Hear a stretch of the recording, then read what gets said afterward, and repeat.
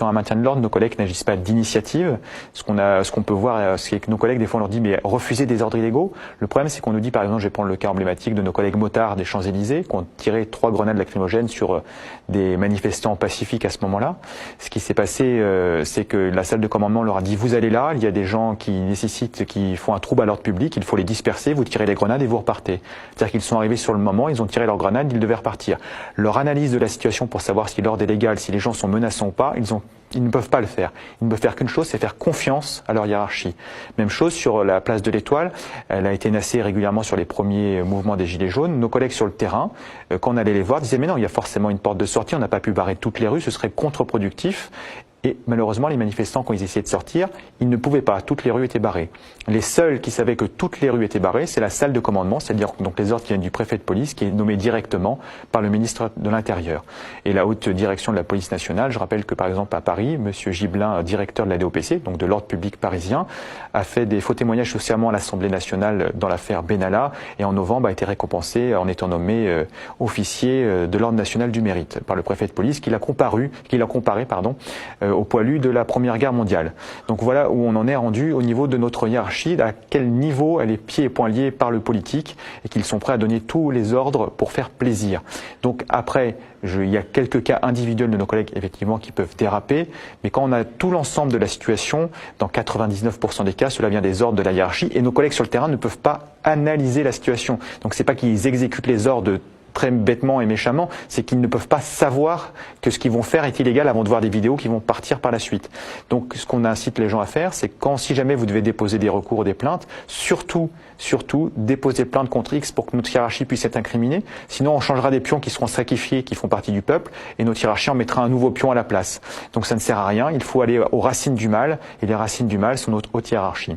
Il y a la deuxième chose, des collègues qui sont également envoyés faire du maintien de l'ordre sans formation, comme il n'y a plus personne à chaque fois qui mobilise 80 000 personnes sur les manifestations Gilets jaunes, ils sont obligés de prendre des collègues de la BAC, des collègues de commissariat, et on arrive à des choses parce que les collègues ne sont pas formés à ça. Après on les invite bien sûr à utiliser leur droit de retrait parce qu'ils n'ont pas été formés, mais c'est très compliqué de résister à la pression hiérarchique qu'on peut subir.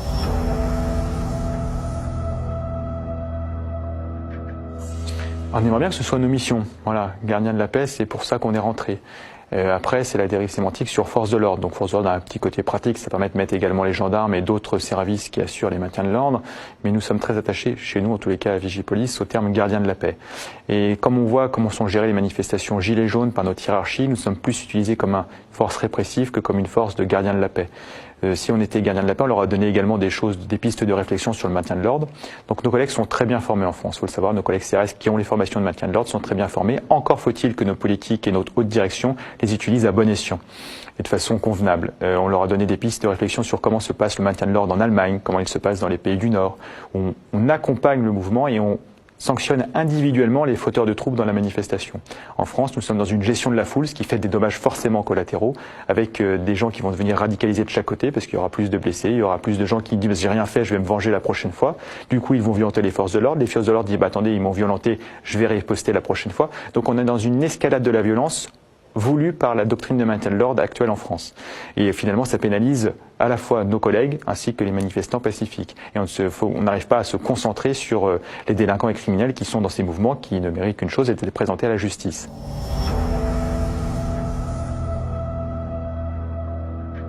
Sur les maintiens de l'ordre également, c'est qu'en France, on déploie 80 000 fonctionnaires régulièrement tous les week-ends, parce qu'il y a quelque chose que nos gouvernements oublient depuis 2008. Monsieur Sarkozy a détruit les renseignements généraux. Les renseignements généraux avaient des contacts dans toute la société civile. Donc sur un mouvement comme les Gilets jaunes, on aurait forcément connu des gens des Gilets jaunes qui nous auraient prévenus pour que ça se passe bien en amont et que le jour J, on se connaît et puis c'est beaucoup plus facile d'avoir des gens en face qui ont déjà fait connaissance dans un contexte tranquille et calme. Et à l'heure actuelle, on n'a plus ce réseau. C'est-à-dire qu'on n'est plus, le gouvernement est obligé d'avancer en aveugle et du coup, ils doivent déployer des fonctionnaires partout et n'importe comment plutôt qu'aux endroits sensibles contre les personnes qui peuvent être dangereuses. Donc on est sur un déploiement de force aussi à cause de l'aveuglement des pouvoirs publics. Et à l'heure actuelle, personne ne parle de reconstituer les renseignements généraux pour justement apaiser en amont tout ce qui peut se passer, prévoir, parce que prévoir et la prévention permettrait d'éviter les débordements. Donc c'est tout un ensemble. Et là, le message envoyé par le gouvernement, mais même les gouvernements précédents, c'est on veut aller à la confrontation, on ne veut plus éviter la répression, et tout est mis en place pour que ça dégénère.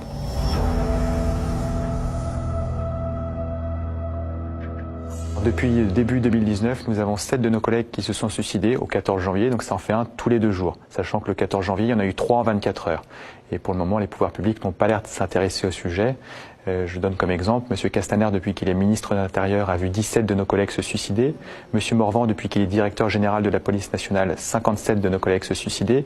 Et M. Macron, depuis qu'il a été élu, il a vu 75 de nos collègues se suicider. Là, il y a une recrudescence. L'année dernière, sur l'année 2018, nous avons eu 36 de nos collègues qui se sont donné la mort. Et là, l'année commence très fort. Donc, en général, c'est une perte de sens de leur métier, des pressions hiérarchiques. Et avec ce qu'on nous fait faire en ce moment, c'est pas forcément facile.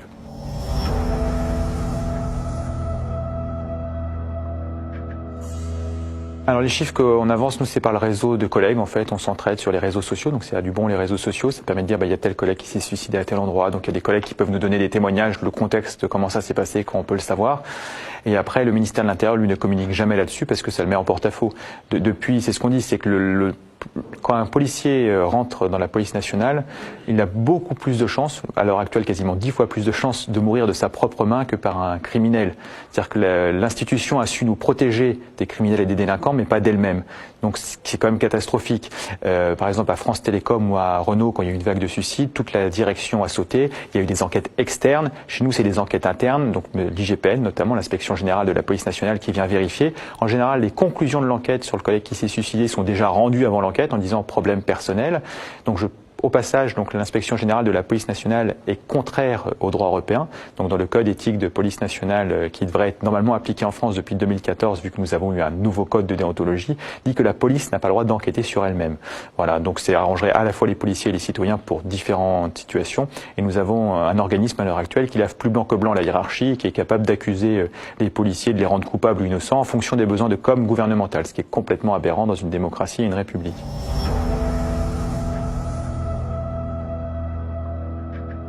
Et les familles qui ont voulu se porter partie civile et déposer plainte contre le ministère, ils ont reçu des pressions pour pas le faire. Ils ont reçu des menaces également, donc c'est très compliqué d'aller plus loin. Les procureurs en général classent sans suite, donc on doit saisir un juge d'instruction, ce qui complique l'enquête. Donc pour le moment, le ministère n'a jamais été condamné pour des suicides. Quand des collègues laissent, je pense à un collègue notamment du SDLP, donc du service des protections des personnalités, il avait laissé une lettre à son père, expliquant son geste. L'administration et l'IGPN l'ont saisi en disant pour les besoins de l'enquête, on ne va pas vous la donner, on va vous donner juste quelques extraits. Donc le père avait fait un appel sur les réseaux sociaux, il s'était filmé devant un commissariat avec un communiqué de presse. À l'heure actuelle, nous ne savons toujours pas, c'était il y a un an, s'il a pu enfin avoir l'intégralité du courrier que son fils lui avait adressé.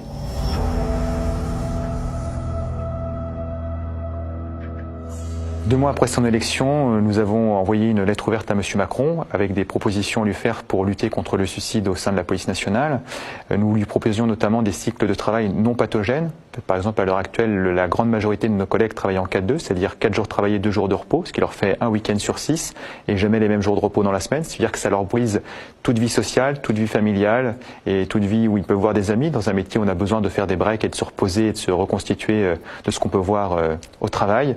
Donc ça, il n'en a pas tenu compte, il ne nous a même pas reçus à l'époque, il a préféré recevoir Rihanna. Bon, chacun ses priorités. La deuxième chose également, c'est qu'il y a des choses qui marchent à l'étranger. Au Québec, la police québécoise avait le même problème que la police française. Donc dans les années 80, ils avaient à peu près le même taux de suicide que chez nous. Grâce à des mesures très pratiques, par exemple, ils ont dit consultation d'un psychologue obligatoire tous les temps de temps pour tous les fonctionnaires, pour que personne ne soit montré du doigt, accompagnement quand il y a des missions difficiles, gestion du personnel non par la discipline et essayer de mettre tout le monde au pas, mais plutôt un accompagnement et une gestion humaine des personnels. Et en 30 ans, leur taux de suicide a baissé de 80%, ce qui veut dire que quand on prend des vraies mesures d'accompagnement humaine et qui respectent les gens, ça fonctionne. Nous ne comprenons pas, il y a des choses simples à mettre en place et pour le moment, aucune réponse.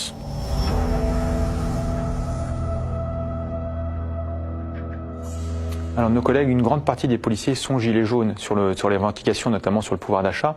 Après, sur les revendications politiques, ce n'est pas le rôle d'un policier de prendre ça, à part dans sa vie personnelle.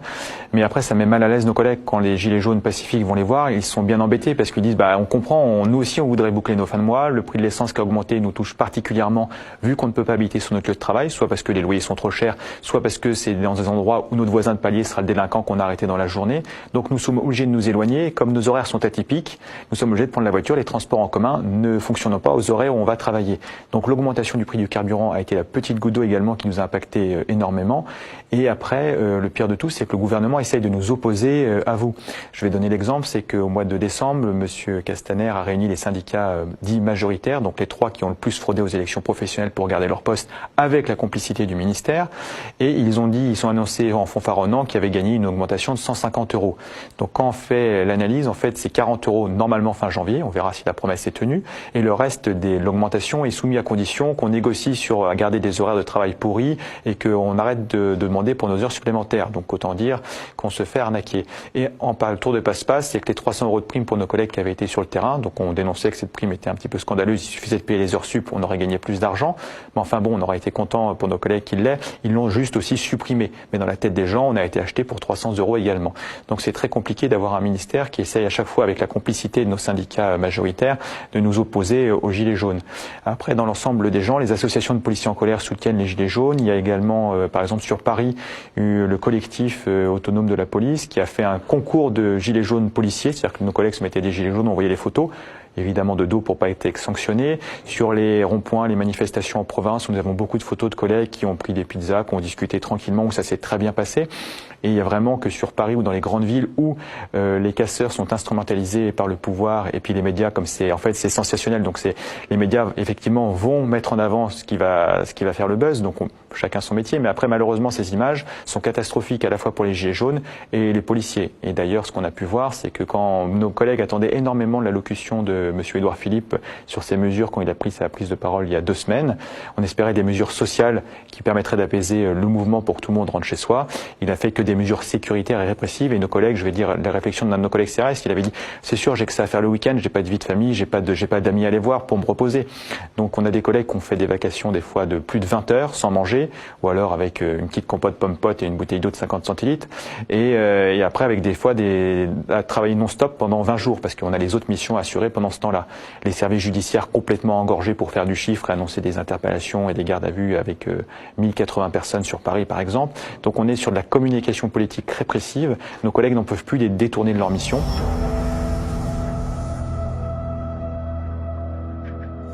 Alors, il y a nos collègues qui se mettent en arrêt maladie assez régulièrement en ce moment.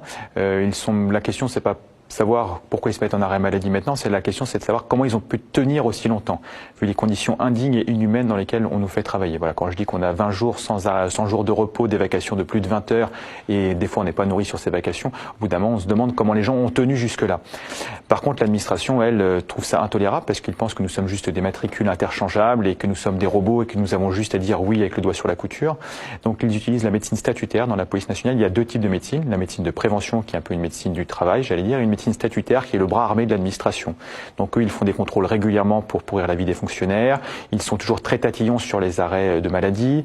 Des fois, ils accusent le fonctionnaire de présenter des arrêts de maladie de complaisance, alors qu'un fonctionnaire ne peut pas écrire un arrêt de maladie de complaisance. S'ils ont un problème, il faut qu'ils se retournent contre le médecin traitant ou le spécialiste qui a fait l'arrêt maladie.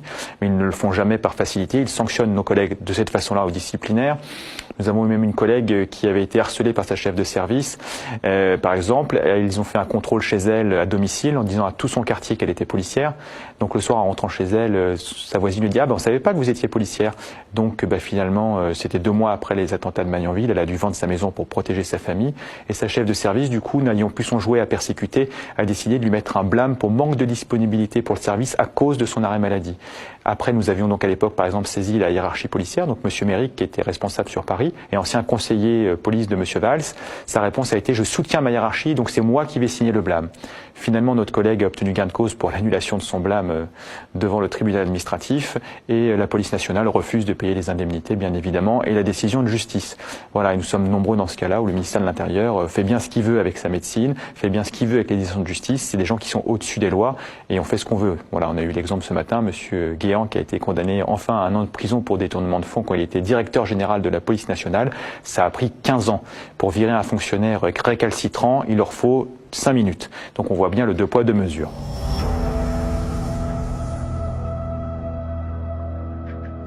Quand des gens osent dénoncer tout ça, évidemment, ils sont incriminés pour manque de loyauté envers leur hiérarchie, atteinte au crédit au nom de la police nationale, parce qu'en fait, notre directeur, M. Morvan, quand nous l'avons saisi de différents soucis au sein de la police nationale, dont le suicide. Il nous a dit c'est vous qui portez ça sur la place publique, donc c'est vous qui portez atteinte au crédit au nom de la police nationale et pas la hiérarchie, parce que si jamais vous ne l'en aviez pas parlé, ça ne se serait pas su. Donc il n'y aurait pas eu d'atteinte au crédit au nom de notre institution. Par contre, vous avez manqué de loyauté envers vos chefs.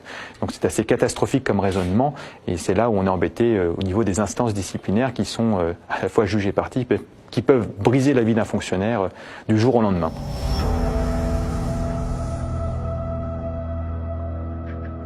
Monsieur Castaner, en fait, voilà, c'est quand on remonte aux causes de tous les problèmes, on arrive au niveau de nos politiques, donc du ministère de l'Intérieur, Monsieur Castaner, et voire plus haut de l'Élysée. Parce que je rappelle, il y a aussi des petits dérapages de l'Élysée avec l'affaire Benalla, etc., qui est toujours en cours.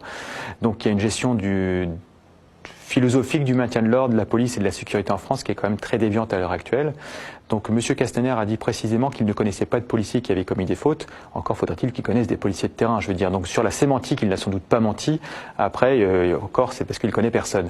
La deuxième chose, sur les suicides, il n'en parle pas, ça le mettrait en porte-à-faux. 17 suicides depuis qu'il a pris ses fonctions avec la politique de l'autruche, ça va passer. Bon, je veux dire, au bout d'un moment, ça se voit. Donc M. Castaner essaie d'instrumentaliser tout ça, de nous envoyer au front. C'est-à-dire qu'on n'a jamais vu M. Castaner sur un mouvement gilet jaune, ou alors avant, ou alors après, pour nous dire merci. Quand on a besoin de se reposer, il n'y a personne. Quand on a besoin de formation, il n'y a personne. Quand on a besoin d'être écouté en dehors des 3 syndicats qui ont fraudé aux élections, il n'y a personne, il veut recevoir personne. Quand on veut débattre avec lui sur des différents médias ou journaux, il est toujours aux abonnés absents, il refuse parce qu'il a peur de la confrontation. Voilà, et la seule personne qui arrivait à lui poser une question, c'est Rémi Buzine, qui avait posé une question de notre syndicat, et M. Castaner a préféré ne pas y répondre. Voilà, nous n'avons que des gens qui nous envoient au casse-pipe pour eux, pour leur carrière, pour leur com, et qui n'ont aucun intérêt pour le métier et aucun intérêt pour les gens que nous devons protéger dans la population. Donc il serait bien qu'on s'en rende compte, c'est pour ça que nous demandons la démission de M. Castaner, comme nous avions demandé la démission de M. Collomb, que nous avions fini par obtenir.